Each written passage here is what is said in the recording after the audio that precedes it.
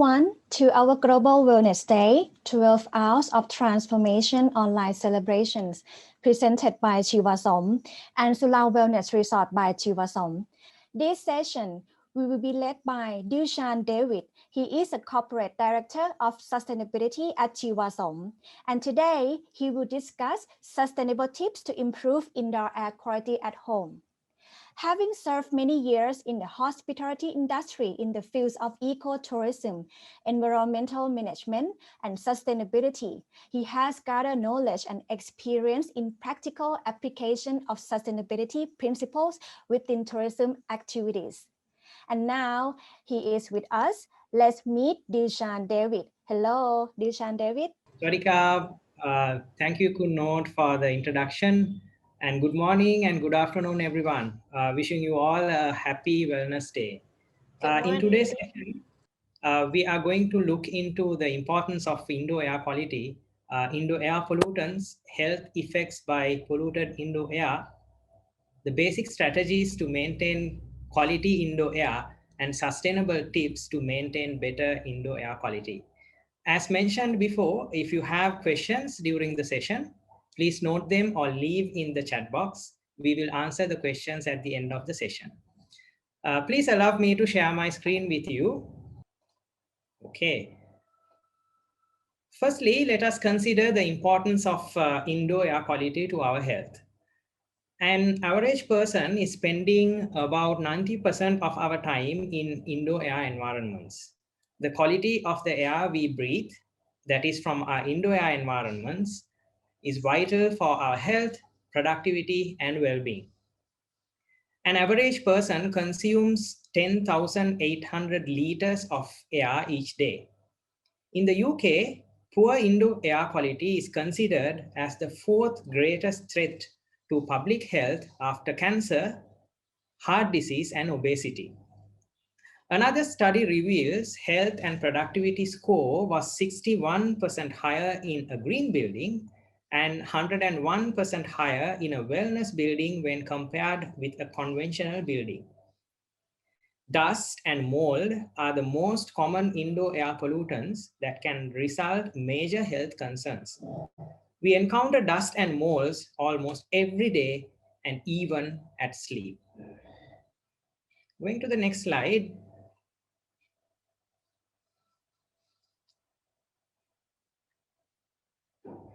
What can make indoor air bad? Indoor air pollutants can be categorized into 4 types. First category, airborne particles such as diesel exhaust, carbon black, dust, smoke, fibers, plant matter, hair, and pollen. The second category, household odors and gases, namely cooking odors, pet smell, cigarette smoke, chemicals, sink or drain smells. The third category includes volatile organic compounds such as paints, glues, and varnishes, wood preservatives, cleaning supplies, office equipment, and furniture. The fourth category is microorganisms, namely bacteria, mold or fungi, yeast, mites, and viruses. Now let's look into the poor indoor air quality and its health effects. Effects of poor indoor air quality can be categorized as immediate effects and long-term effects. Immediate effects can result within a very short time. Eye, nose, and throat irritation, mild to severe headache, dizziness or fatigue, asthma are some of the immediate health effects. This will last for a short time period, and medication or avoiding the polluted indoor air can ease the health issue. When it comes to the long-term health effects, that will take several years of exposure and can cause severe health issues that can last for a longer period and even cause death. Respiratory diseases, heart disease, and cancer are among the long-term health effects. It is wise improving the indoor air quality in our home, even if symptoms are not noticeable.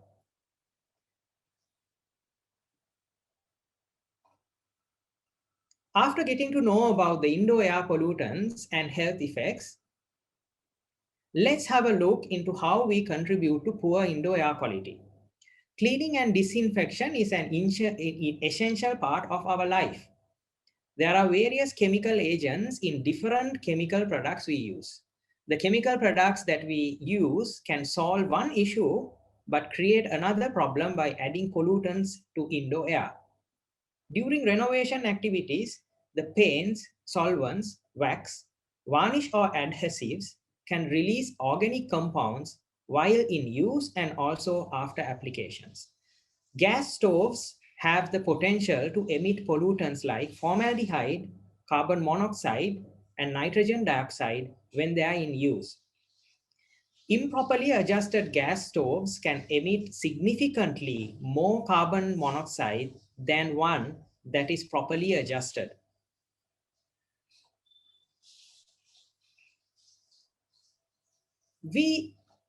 Wet conditions in our bathrooms and spilled water in kitchens or other areas will increase the humidity inside the buildings and create favorable conditions for mold, mildew, and bacteria. When the building structure, the fixture, furniture, wallpapers, and carpets are getting old, they emit VOC and several other toxic pollutants. Lead and asbestos are some examples of toxic pollutants. Asbestos was commonly used in building construction as an insulation material and roofing sheets. Even the ceiling of our houses, some partitioning, are made out of asbestos. Asbestos are banned in some countries. However, most of the Asian countries are still using asbestos products. Lead is present in paints, gasoline, water pipes, and other products. We all know smoking is not a healthy practice and can cause a lot of health issues. In addition, smoking produces large amount of air pollutants. Natural or mechanical ventilation techniques do not remove them from the air in your home as quickly as they build up. Finally, we all like to keep pets. Animal dander is shed by pets and becomes part of our indoor air. And they can create considerable amount of biological contaminants too. Fireplaces without a dedicated source of outdoor air may have pollutants come back into the home, contributing to poor indoor air quality. Storing an automobile in an attached or underground garage may allow the emissions to spread into the house or building. Use of pesticides, insecticides, or disinfectants are some other ways that can add indoor air pollutants. We should use them moderately and allow good ventilation after use. Now let's see how we can improve indoor air quality. There are three main principles when it comes to improving indoor air quality. The first one is source control, secondly, adequate ventilation, and the final one is use of air cleaners. Starting with the source control is the easiest and most efficient way to combat indoor air pollutants. Identification of the pollutant and eliminating or avoid its source is the basic principle of this method. As an example, sources of asbestos can be sealed or enclosed or coated using a layer of paint. Gas stoves can be adjusted or maintained to decrease the amount of emissions. Next is improved ventilation. Adequate ventilation is a key factor to improve indoor air quality. When very less amount of air is entering indoor environment, pollutants can accumulate to the levels that can develop health and comfort problems. If there is no dedicated mechanism, a mechanical system for building ventilation, such as HVAC unit, natural ventilation should be provided to make our indoor air clean and safe. There are several ways to support good ventilation, such as through natural ventilation by windows and doors, through mechanical means, heating, ventilation, and air conditioning, that's what's called HVAC systems, Then through infiltration, a process by which outdoor air flows into the house through openings, joints, and cracks in walls, floors, and ceilings, and around windows and doors. The third option, air cleaners. Air cleaners can purify the air, indoor air, using different technologies and filters. There are many types and sizes of air cleaners in the market, ranging from relatively inexpensive tabletop models to sophisticated and expensive whole house systems. Air cleaners are generally not designed to remove gaseous pollutants. Now we are moving to our main topic. Let's consider simple and sustainable tips that can be followed by each one of us to improve the indoor air quality. The first and the most easiest practice is opening our windows. But sometimes this is quite challenging if the outdoor air quality is not good. We need to select a time that the outdoor air quality is better. Opening up the windows is the simplest and cheapest thing to improve indoor air quality.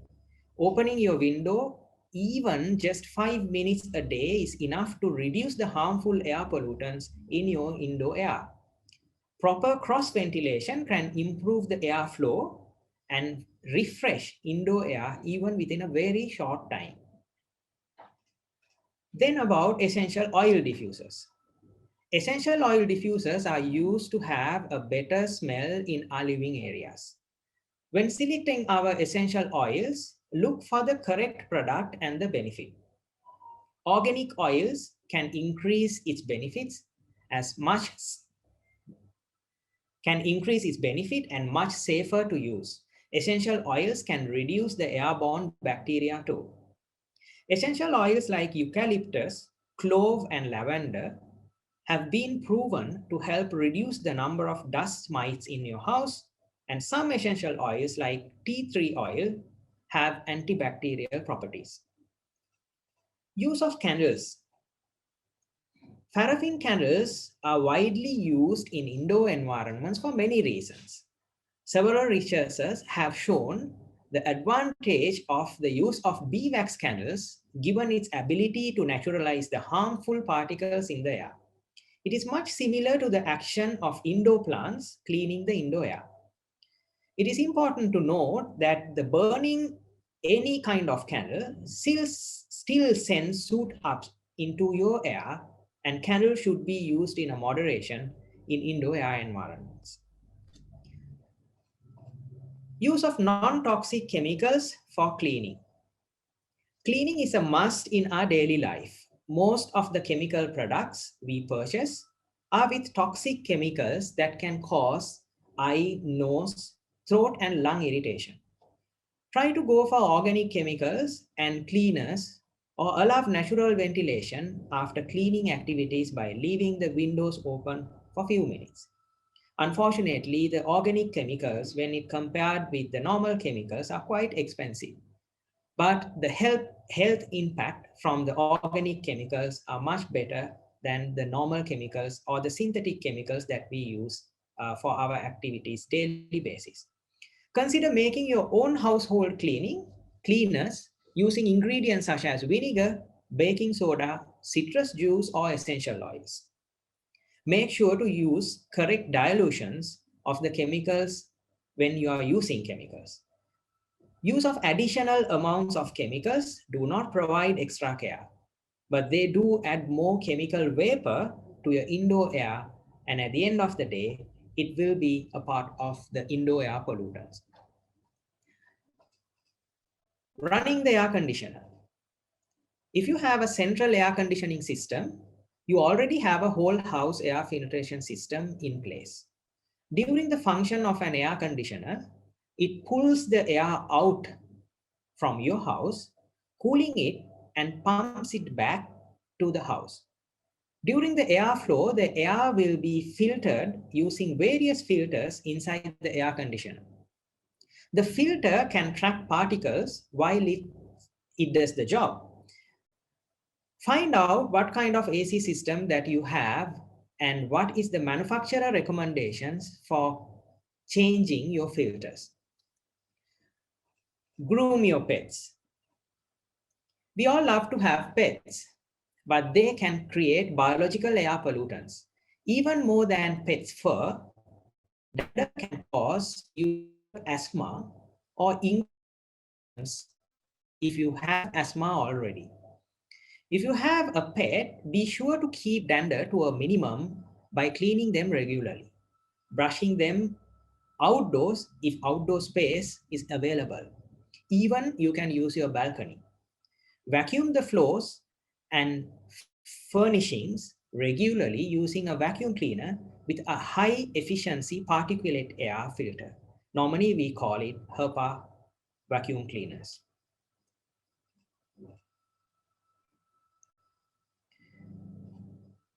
This is another simple practice that you can do. Take off your shoes when entering the house. Our shoes can carry the dirt outside, such as pesticides, pollen, fungi, bacteria, or feces. When you walk inside your house wearing the same shoe worn outside, any or all the dirt can get spread inside your house and can become part of Indo-Air pollutants. Taking off your shoes and leaving them outside or a dedicated place will keep your air clean and your flow too.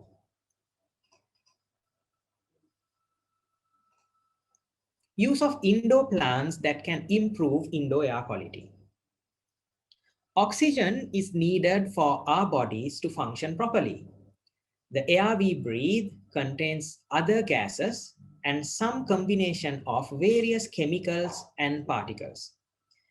Many of these chemicals and particles are pollutants that pose a health risk after entering the body via the lungs. Some studies even show a link between inhalation of ultrafine particles and the development of diabetes or cancer. The good news is that some plants help remove these harmful pollutive elements from the air.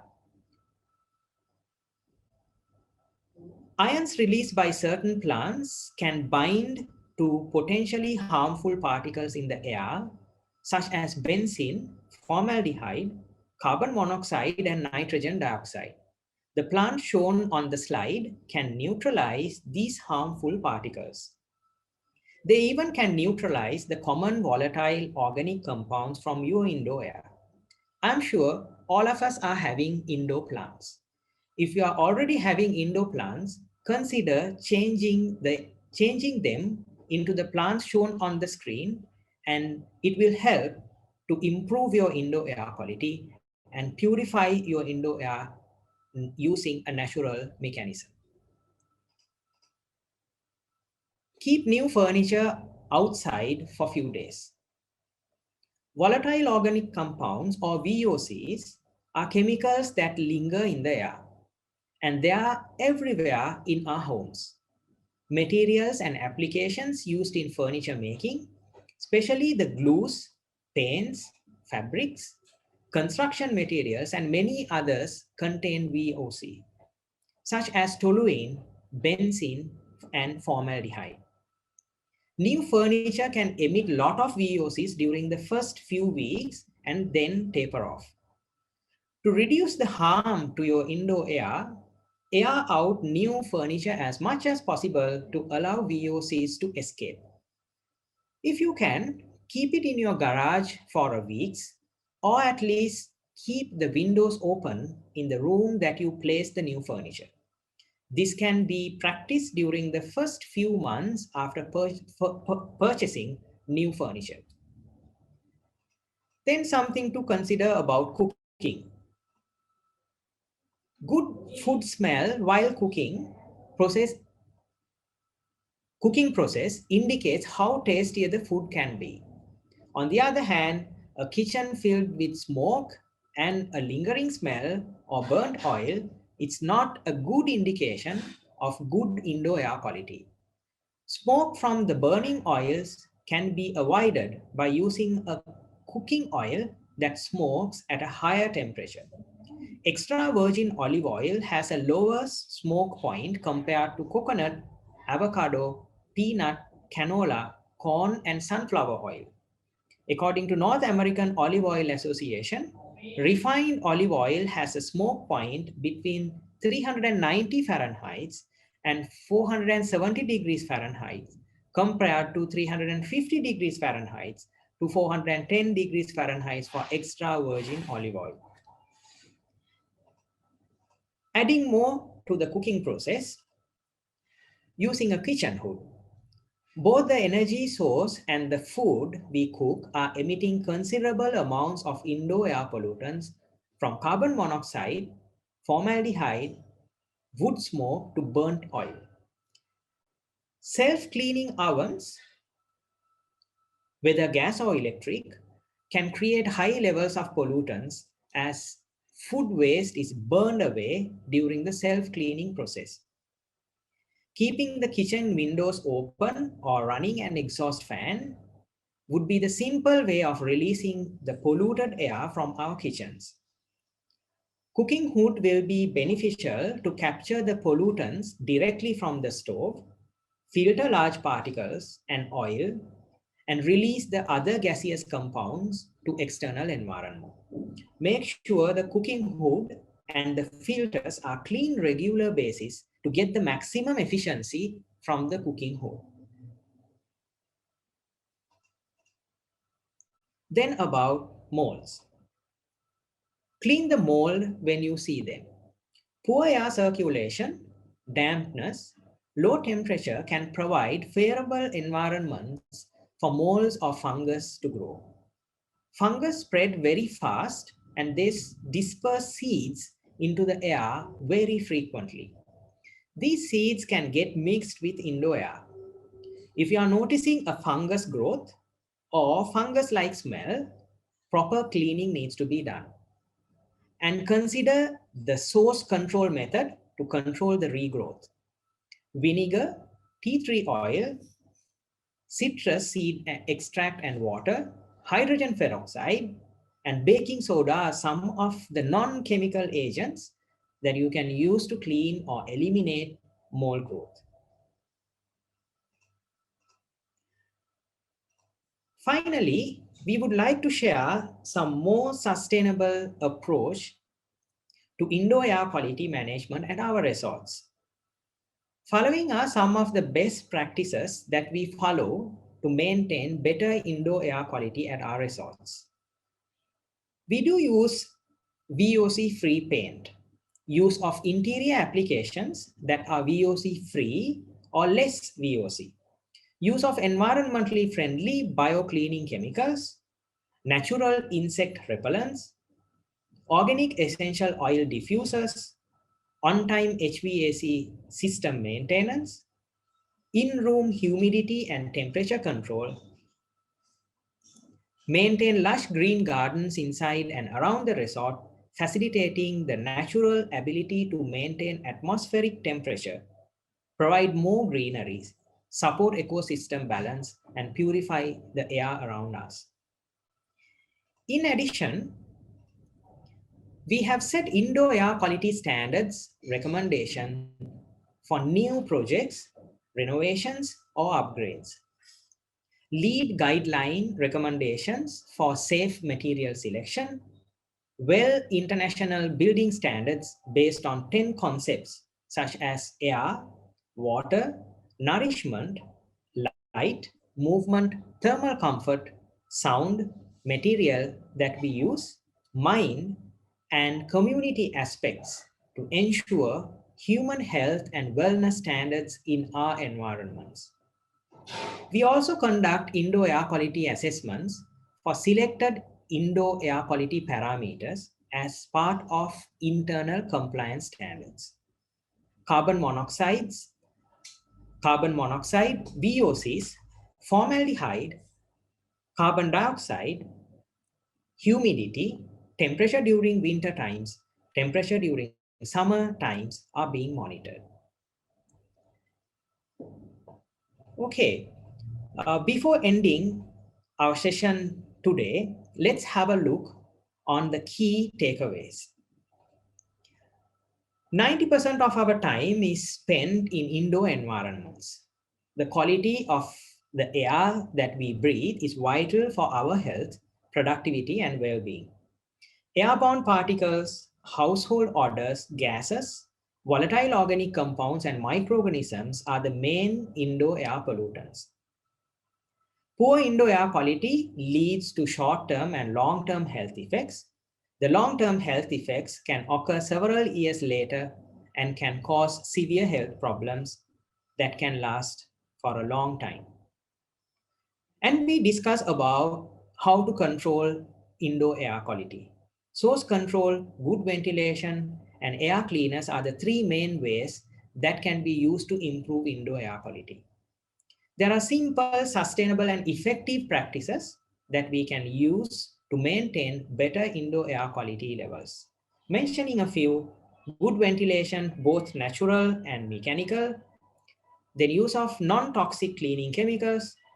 Be aware about the VOCs and the other toxic air pollutants and avoid accumulation.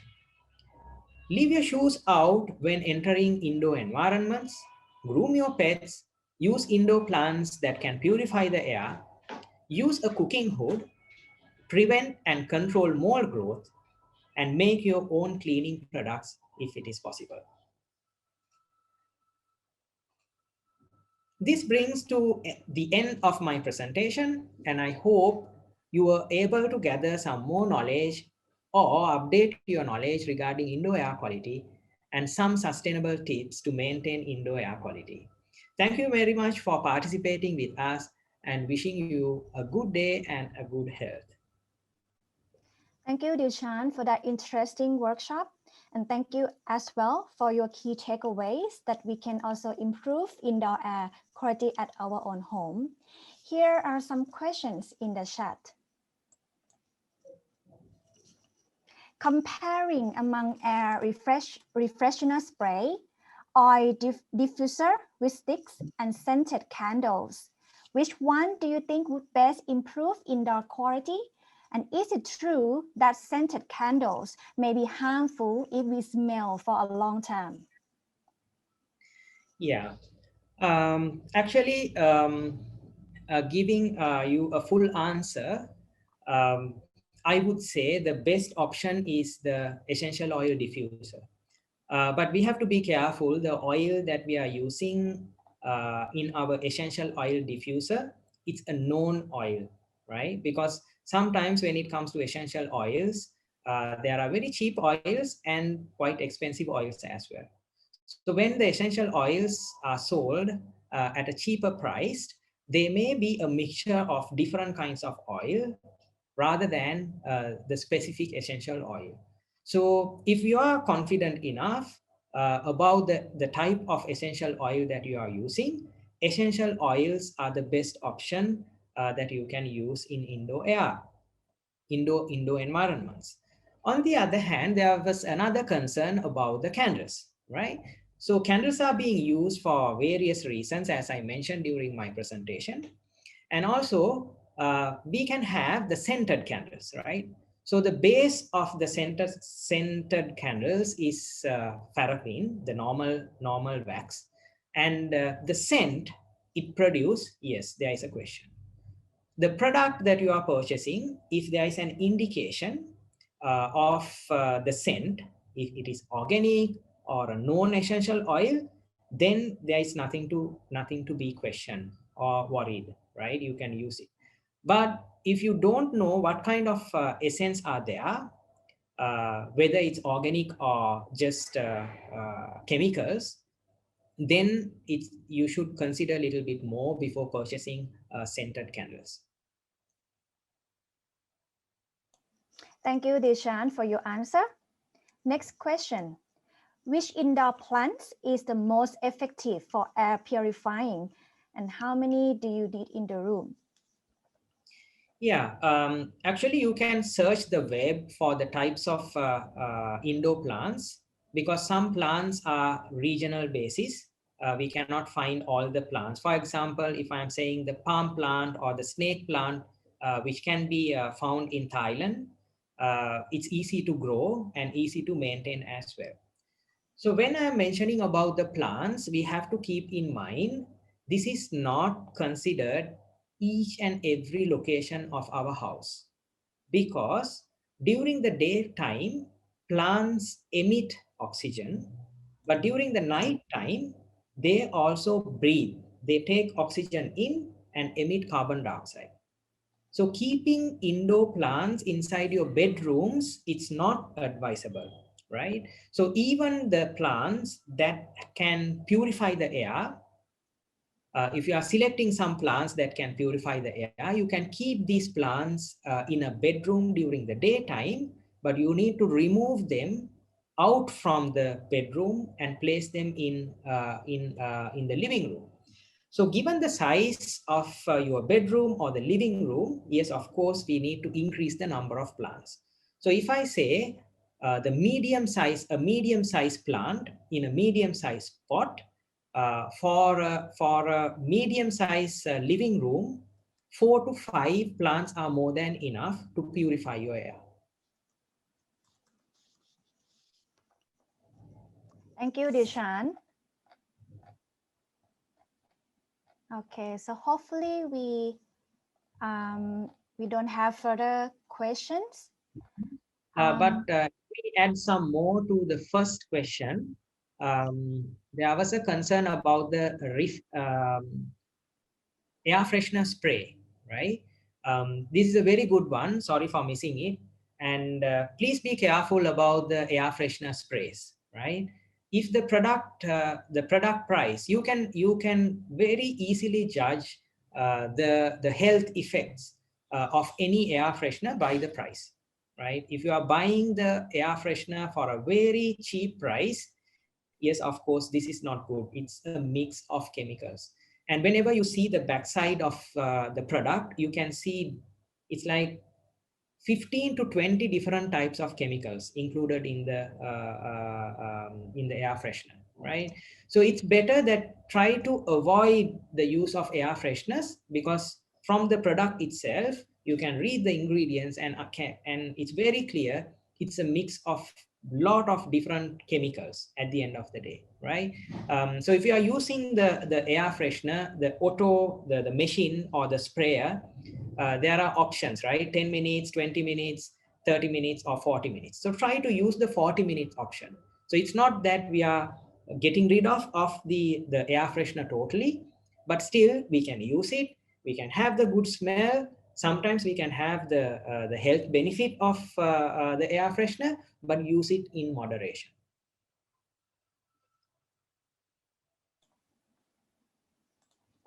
Okay. Thank you again, Dilshan, for your answer.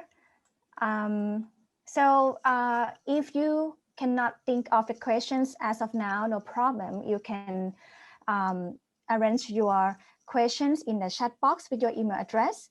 We will try to send back our answer to you by email as soon as possible. Sorry, Dilshan, we have one more question. Okay. Removing plant from bedroom to living room during the nighttime, is it okay?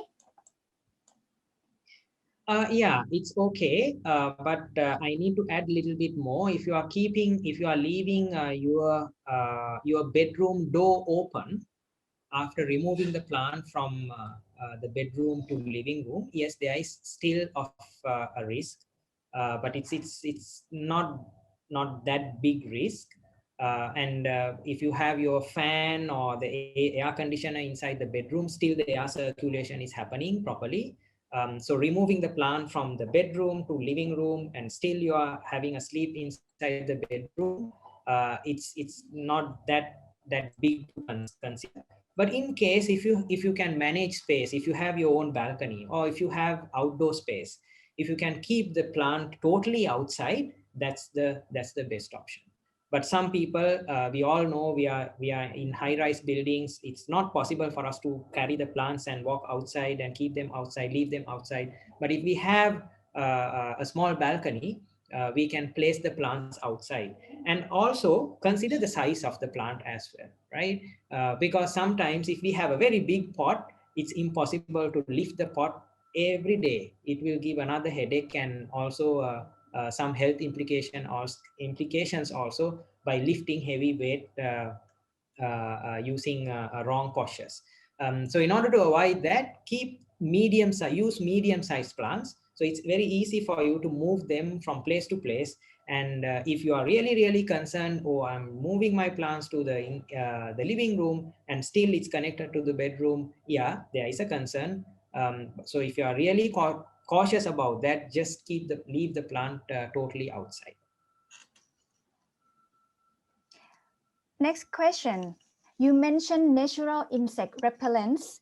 Do you have any recommendations? Yeah, any insect repellent that is using citronella oil or known ingredient, a plant ingredient, it's okay, right? But when it comes to insect repellent, sometimes we have lotions, sometimes we have creams. So have to be very careful when it comes to a cream. It's not only the natural ingredient, because you need a base to mix the natural ingredient, and that paste or the cream, it's having different chemicals, right? So when it comes to insect repellent, a cream, you are applying it on your skin, and sometimes you may feel some itchiness or some difference in your skin, not because of the natural ingredient in the cream, but the base of the cream. So have to be careful when you are selecting, can be a lotion or a liquid or a cream. But once again, look for the main ingredient. So the question is based on, do you have any recommendations? Yeah, I cannot specifically mention a product name, but I would like to mention the names, the natural names of citronella or any known plant product. Thank you, Dilshan. One more question. Any suggestion on cleaning liquid that can be used instead of the strong cleaning chemical for cleaning the bathroom? Yeah, it's quite challenging when it comes to hard stains. This is the biggest challenge that we have. So try to use the powder, right? You have different powders, not the liquid. Um, it has the ability to clean hard stains. So it's a mix of, for example, if I'm mentioning the product name, the Vim powder.